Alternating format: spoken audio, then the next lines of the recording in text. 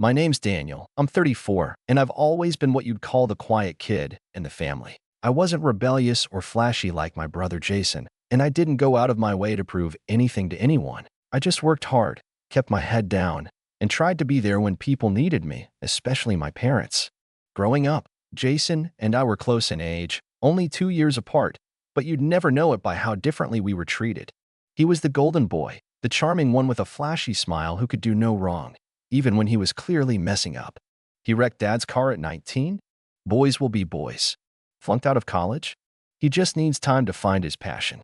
Meanwhile, I got a part-time job at 16 to help pay for my textbooks and was told I needed to show more initiative. But I didn't dwell on it. Not then. I figured if I just kept showing up, being reliable, helping out, I'd earn my place. After college, I landed a decent job in tech. Nothing wild but stable. I wasn't raking in millions, but I could afford to live alone and even help my parents now and then. And by now and then, I mean every month for years. I paid for their internet, their utilities, helped fix the roof once, and every Sunday without fail, I'd swing by with groceries. It wasn't even something they asked for anymore. It just became expected. A few bags of food, some essentials, and I'd help with small stuff around the house. Meanwhile, Jason? He'd breeze in once every few months with some dramatic story about his latest startup idea or girlfriend, get mom and dad all excited, and disappear again when things got too real. I didn't complain, not out loud, but it wore on me. The little digs, the passive comments. Well, Jason's always had that spark, you know? Or, not everyone's meant to be flashy. Some people are just more supportive types. I took it in stride. I told myself they were from a different generation, that they didn't mean anything by it, that maybe, just maybe, they'd realize everything I'd done for them one day. Then came the moment that broke something in me. It was a Saturday afternoon in April when Mom casually dropped it into conversation over tea. No fanfare, no setup, just a soft, almost cheerful, "Oh, we finally finalized our will last week. Isn't that a relief?" I blinked. "Oh, that's good. Glad you're getting all that sorted." She nodded, stirring her tea slowly, like she was trying to remember if she added sugar. "Yes. We left everything to Jason, of course. Makes the most sense. He's the oldest. And he's got plans, you know? Real ambitions." I didn't even know what to say at first. I laughed, not because it was funny, but because I was sure I'd misheard. "Wait, everything? As in, the house? The car? The savings?" She nodded again, this time without even glancing at me. "Mm. It's just simpler that way. You're doing fine on your own. You don't really need anything from us." That word, need, it hit me harder than I expected. Like the past 15 years of unpaid bills and grocery bags and roof repairs meant nothing because I wasn't the one with a sob story or a spotlight. I'd never asked them for a thing. I thought that meant they respected me. Turns out, it just made me invisible. I didn't get angry. Not right away. I went home, sat in my apartment, stared at the ceiling for a while. My fridge still had leftovers from their Sunday grocery run. The internet I paid for had just gone up $5 a month, and I hadn't even blinked. I thought about every little thing I'd done, every time I'd prioritized their comfort over mine. Then I opened my bank app and started making changes. First went the auto pay for their utilities, then the grocery budget. I deleted the recurring reminder I had set: Sunday, parents, groceries. I didn't announce anything. I didn't say a word. I just stopped. 3 weeks went by. I half expected a call, but nothing. Not until a Wednesday evening, around 7:42 p.m. My phone buzzed with a text from Dad. No greeting. No, how are you? Just, power just got shut off. You forget to pay. I stared at the screen. It took me a second to realize he genuinely thought I had forgotten. Like the utilities weren't even their responsibility anymore. I typed, then deleted, then typed again. I kept it short. 5 words. Not my house. Good luck. That was the moment I realized how deep their entitlement really ran. They didn't just take me for granted. They'd built an entire system around it. A system where Jason was the visionary and I was the support staff. Where my contributions didn't warrant recognition because they were never really mine to give. They were expected, like breathing. The silence after that text was interesting. No follow-up. No apology. Not even a passive-aggressive thumbs up. Just silence. Until the groceries ran out. The next Sunday, I went for a walk. The sun was out, birds chirping. It felt strange not to be hauling paper bags into their kitchen, but peaceful, freeing. I ended up at a little cafe on the corner, ordered myself a proper breakfast for once, eggs, toast, and orange juice that wasn't on sale. Halfway through my meal, my phone buzzed again. This time, it was Mom. "Grocery day," she wrote. Just those two words. Not a question, not a reminder.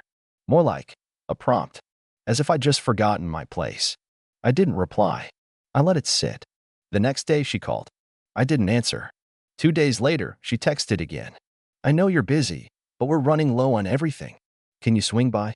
Again, nothing. That Friday, Jason finally called me.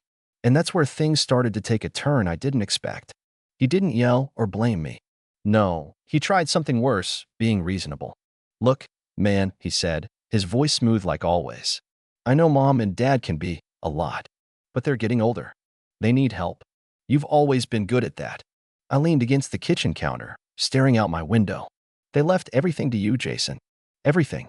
So why aren't you stepping up?" There was a pause on the other end, like he hadn't thought I'd say that out loud. "It's not about the will," he said finally. "It's about doing the right thing." I nearly laughed. "Funny. That's exactly what I've been doing for the past decade." He sighed. "Don't make this about money." "I'm not," I said, and I meant it. "I'm making it about respect. And for once in my life, I'm respecting myself." That was the last time we spoke for now. But that wasn't the end of it. Because a few days later, I got a knock at my door. And when I opened it, what I saw made my stomach twist, not out of guilt, but a kind of disbelief that still hadn't worn off. Standing there, disheveled, holding a bag of melting groceries, was my father. He looked older than I remembered. Not in a dramatic, time has passed sort of way, but in that subtle, uncomfortable sense that life had started wearing him down and he didn't know how to handle it. His posture wasn't as stiff as usual, and he didn't bark my name like he sometimes did. He just stood there, holding that plastic grocery bag like it was proof he still had some kind of dignity left. "Hey," he said. Just that. I didn't say anything. I held the door open, but I didn't move out of the way. He sighed, shifting the bag in his hands. "Didn't know what kind of milk you drink." "Got whole." "That's still okay." It hit me then, he thought this was some kind of peace offering. That a bag of groceries could balance out years of neglect, or at least buy him back the unpaid labor I'd stopped giving. I didn't move. "You want to come in?" I asked flatly, not out of warmth, but because I wanted to see where this was going. He nodded, stepped inside awkwardly like it wasn't the same apartment he used to just stroll into whenever he felt like it. He placed the bag on the kitchen counter and stood there, hands in his pockets, pretending to admire the place even though he'd seen it dozens of times before. "It's nice," he said. "Clean." I stared at him. "Why are you here, Dad?" He looked at me like I'd just asked something impossibly complicated. "Your mother's. Well, she's not happy. About the will thing. She didn't think it'd upset you so much." I raised my eyebrows. "She didn't think disinheriting me would upset me?" He rubbed his jaw, looked away. "It wasn't personal." "Then who was it about?" I asked. Because if it was about fairness, or effort, or who actually shows up, don't tell me you thought Jason deserved everything more than I did. Silence. I let it sit. He sighed again, heavier this time. "We figured he'd need it more. You've always been solid, responsible. You make do." Jason's still finding his footing. I wanted to scream. That word again, need. Like I was a backup generator that didn't need maintenance because I never failed. Because I functioned. "That's the problem," I said quietly. "You confuse reliability with not needing love. With not needing respect." He looked down. "We didn't mean for it to come off that way." I leaned against the wall, arms folded. "That's the thing, Dad. It didn't come off that way. It is that way. You wrote it down. Signed it. Had it notarized."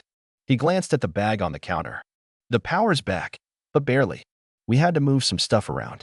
I nodded. "Good. That's what adults do." He blinked at me. "So that's it? You're just done?" That was the moment. Right there. Where the full weight of it hit him. That I wasn't bluffing. That the years of me being the fallback, the quiet helper, the dutiful son who never asked for anything, that version of me didn't live here anymore. I didn't answer.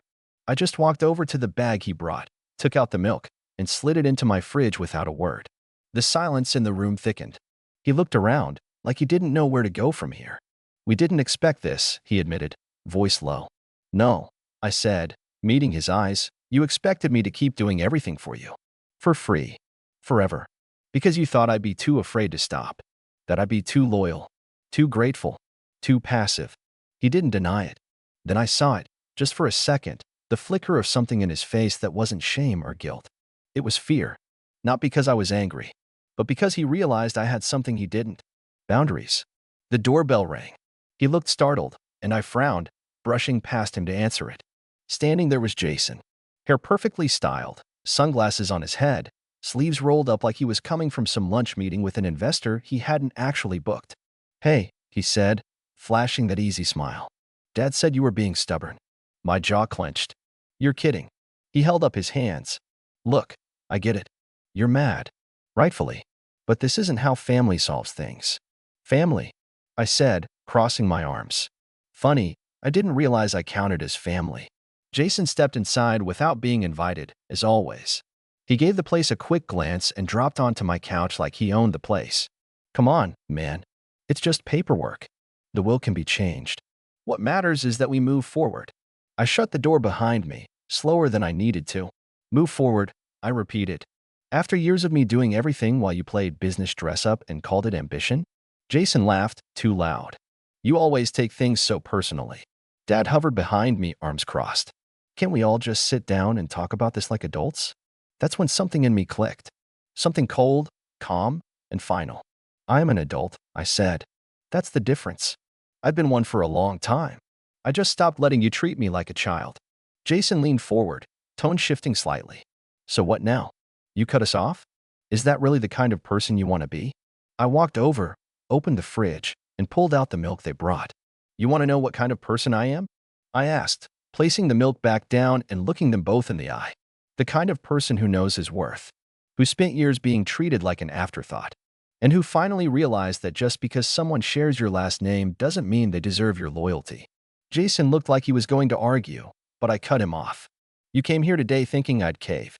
You thought a bag of groceries and a smile could erase everything. But you're too late." Dad took a step forward. "So that's it." I nodded once. "That's it." And then I did something they never expected. I opened the door. Not because I was kicking them out in some grand, theatrical way, but because they no longer belonged here. Not in my space. Not in my life. Jason stood up slowly. "You'll regret this." "No," I said. "You will." Dad gave me one last look, like he wanted to say something. But he didn't. He just walked out after Jason, the door closing quietly behind them. And for the first time in my adult life, the silence that followed didn't feel like punishment. It felt like peace. The days after that confrontation were eerily calm. You'd think cutting off both your parents and your brother in one afternoon would bring some dramatic fallout.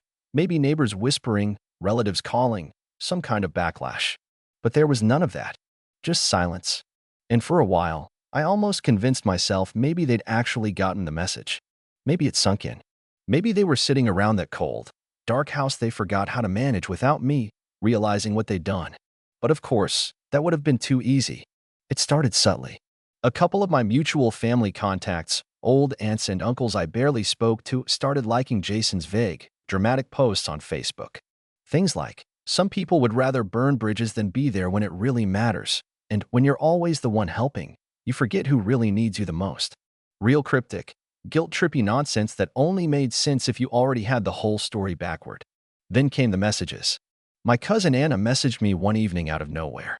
"Hey, just heard there's some tension with the fam. Everything okay?" I kept it short, just needed space. She sent back a thumbs up, followed by, "Hope it works out. I know your parents love you." That was the part that stung more than it should have. They love you. Maybe. But love without respect isn't love that matters. Not when it comes with conditions and blind favoritism. By the second week, I got a call from my mom. I didn't pick up. She didn't leave a voicemail. Just a missed call. The next day, a text. "We haven't heard from you. Hope you're not still upset." Still upset. Like I had thrown a tantrum. Like I was sulking. Not reclaiming something that had been stripped from me, little by little, for over a decade. I didn't respond. Instead, I poured myself into my own life. I started small, reorganizing my apartment, signing up for a cooking class I'd been too busy to attend before. I even took a weekend trip to the coast, something I hadn't done in years because I'd always budgeted my time and money around my family's needs. And I started remembering what it felt like to live for myself. But the peace didn't last. Not for long. About 3 weeks after the confrontation, I got a letter in the mail. Not a bill. Not junk. A formal envelope with my name handwritten in that neat, careful script my mother always used when writing Christmas cards. Inside was a note. No, dear Daniel, no love, Mom and Dad. Just this. If this is how you want things to be, we understand. But don't forget family is forever. And when we're gone, you'll have to live with how you treated us. I read it 3 times. I almost laughed. There it was. The emotional blackmail. Not an apology. Not an acknowledgement. Just a final attempt to shame me back into servitude. To make me feel guilty for putting myself first. And the irony? I hadn't treated them badly. I hadn't yelled. I hadn't gone on social media to expose them. I simply stopped sacrificing for people who only saw me as a backup plan. I stared at that letter for a while. I didn't throw it out. I didn't keep it either. I slid it back into the envelope, tucked it into a folder in the back of my filing cabinet labeled family, just in case I ever needed the reminder. That weekend, I was at the local market when I ran into Mrs. Kaplan, an old neighbor from my childhood street. She recognized me immediately, even though it had been years. "Danny," she said, her voice like sunshine. "Oh my goodness, look at you." We chatted for a few minutes, small talk, catching up. And then she asked how my parents were. I hesitated. "They're figuring things out," I said carefully. She gave me a strange look. "You know, I bumped into your mom last week. She told me you were going through something, that you'd been distant lately." I just told her, "Well, he's always been the one keeping everything together. Give the boy a break." I smiled at that. Mrs. Kaplan had always seen more than she let on. But what she said next caught me off guard. She also mentioned something about selling the house. Said Jason was going to handle everything. My heart slowed. Selling the house? Mrs. Kaplan nodded. Said they couldn't keep up with the bills. That Jason had a real estate contact. She seemed nervous. I stood there for a moment, processing it. My parents' house wasn't just property, it was history, memories, roots. And now Jason, who hadn't paid a single cent toward it, was suddenly in charge of selling it? I thanked her, made polite goodbyes, and walked home faster than I meant to. Once I got inside, I sat down and started digging. Public real estate records, property listings, anything that might confirm what I just heard. And there it was, listed just 2 days ago. A modest 3-bedroom home on Hawthorne Lane, with a caption that read, "Charming family home with potential. Sold as is. Contact Jason M. for details." I stared at it. So that was their plan. When I stopped being useful, they didn't downsize or figure out how to budget. They just handed everything over to Jason. Again, the same Jason who'd mismanaged every business venture he'd ever started. The same Jason who called me stubborn and ungrateful for finally setting boundaries. And now he was selling the house I helped maintain for over a decade. The final cherry on top? The photos. There were fresh renovations in the kitchen, new backsplash, repainted cabinets. Which meant they had the money. At least enough to make the house look good for buyers. They just didn't want to use it on bills or groceries. Not when they still assumed I'd keep doing it. But now they'd burned that bridge. And they were about to learn something they should have realized a long time ago. Jason might have been the face they showed the world, the spark, the visionary, the favorite. But I was the one who knew where everything really stood. The one who paid attention. Who kept records. Who knew the legal loopholes they'd blindly walked into while assuming I'd never push back. And I wasn't going to let him sell that house without a fight. Especially not when they'd written me out of their will. That was the moment I opened my own filing cabinet, pulled out a folder marked maintenance receipts, and started planning. I spent the next 48 hours combing through every folder, document, and email I had. Not out of pettiness, though, sure, that helped fuel the engine, but out of something colder and more precise, clarity. I had years' worth of bank statements, contractor receipts, utility payments, grocery logs, and even the agreement I'd signed when I lent my parents 10 grand to fix their roof. At the time, it was casual, just something to have on paper because you never know, and we laughed about it over dinner. But now, that paper was gold. Most people don't think about what it means to be the one, keeping everything together, until the day you stop. They don't realize just how many strings you hold until you let go, and everything falls apart. Jason hadn't counted on that. Neither had my parents. I emailed a real estate attorney the next morning, laid out the situation plainly. My parents were attempting to sell their house, a house I'd financially supported and maintained for over a decade, after completely cutting me out of their will. I made it clear I wasn't trying to claim ownership, but I was challenging the nature of the agreement. Because my financial involvement wasn't some goodwill gesture. It was systematic, recurring, expected. In short, if they wanted to treat me like a silent investor, then they were about to learn what happens when your investor speaks up. The lawyer responded within hours. I had a case. Not to own the house, but to legally dispute the proceeds of the sale under the basis of equitable interest. Especially with the documentation, I had proof of financial contributions, utility payments, maintenance coverage, and the $10,000 loan for the roof. I can file a notice of interest to halt the sale temporarily, he said. It won't stop it forever, but it'll force the parties to respond legally. And that means leverage. I nodded, letting the words settle. Leverage. By the end of the week, the notice was filed. And less than 48 hours later, my phone rang. It was Jason. You filed a what? He snapped. No greeting, no pretense. A notice of interest, I said calmly. It's a formal alert that I have a financial stake in the property. You've got to be kidding me. I'm not. He laughed bitterly. You think just because you bought a few bags of groceries. 15 years, I cut in. I covered 15 years of utilities, food, maintenance, and emergencies while you were off pretending to start a tech company in Miami. He went quiet. I didn't do this to take the house, I added. I did it to make a point. And to make sure you can't quietly cash out the family home after erasing me from every plan, decision, and dollar. This is petty, he muttered. No, Jason. Petty would have been burning down the garage and leaving you the ashes. This is me finally holding you, and them, accountable. He didn't say goodbye. He hung up. The next message came from my mother. I don't know what you're doing, Daniel. This isn't you. Funny how people say that when they're suddenly inconvenienced. Like my entire identity was supposed to be defined by how much I tolerated. But that was the beauty of it. This was me. For the first time in years, I was acting like someone who mattered, who deserved better, who stopped accepting crumbs just to keep the peace. And then, after almost a month of silence, they asked to meet. Not Jason, my parents. They didn't call or send another guilt-ridden letter. They showed up, on my doorstep, just like before. Except this time, they weren't holding groceries.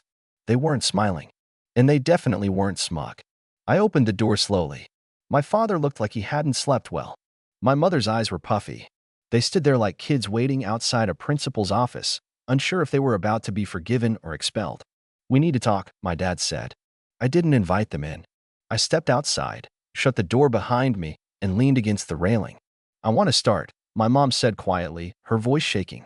We messed up. You've been nothing but good to us, Daniel. For years.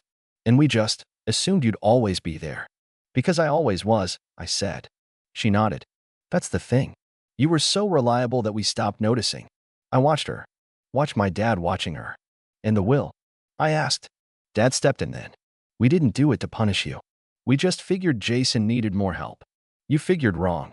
He sighed. We see that now. I let the silence stretch between us. I didn't want more apologies. I wanted change. We'll update the will, Mom said. Split things fairly. You'll be included. I raised an eyebrow. 50-50. She hesitated. Well, we were thinking more like 50-50, I repeated. Or the legal notice stands, and I make sure any buyer sees the full breakdown of my financial involvement. Every dollar. My dad swallowed hard. 50-50. I nodded once. And Jason's out of the deal. He doesn't sell the house. He doesn't profit unless I approve the terms. They looked at each other. I could see it, pride, still clinging to the surface. But beneath it? Fear, regret, and something closer to respect than I'd ever seen from either of them. My mother looked back at me and said the three words I thought I'd never hear. You're right, Daniel. And just like that, the tide turned. They updated the will. I had the documents reviewed and notarized by a separate lawyer. The house sale was paused indefinitely until I decided how to move forward. Jason tried to protest, tried to guilt-trip our parents into backing him again, but this time, they didn't flinch. Because when you've lost your most dependable person once, you learn not to risk losing him again. And me? I didn't do it for revenge. Not really. I did it because somewhere along the way, I stopped being a person in their eyes. I became a resource. A walking credit card with a quiet voice and a reliable Sunday routine. But not anymore. Now, I'm living in that peace I built myself. I still take walks on Sundays, but I don't spend them in someone else's kitchen. I cook for me. I invest in me. I buy milk for my fridge, not to keep someone else's lights on. Let me know what you think about all of this.